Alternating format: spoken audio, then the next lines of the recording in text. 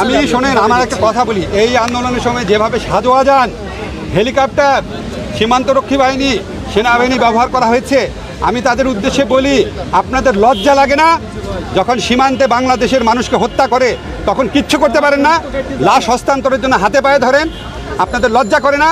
Myanmar বারবার বাংলাদেশের স্থল সীমা অতিক্রম করে অ্যাটাক করে এই করে চুপচাপ বসে থাকেন।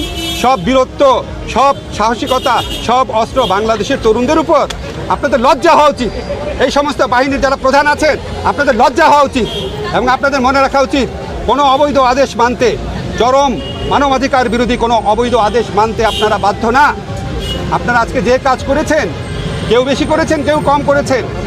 আপনাদের পরিবারে আপনাদের সন্তানদেরকে জিজ্ঞেস করে দেখেন আপনারা ঠিক কাজটা করেছেন কিনা। নিজের বিবেকের কাছে জিজ্ঞেস করে দেখেন।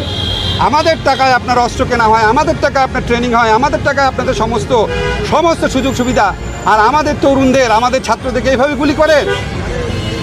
আমি বিশ্বাস করতে পারি না। আমি কার্নিশে যেভাবে ছেলেটাকে গুলি করা দেখেছি, একটা ছেলের লাশ একটা সাদোয়া গান থেকে ফেলে, আমার মনে হয়েছে এটা কি গাজা স্ট্রিপ?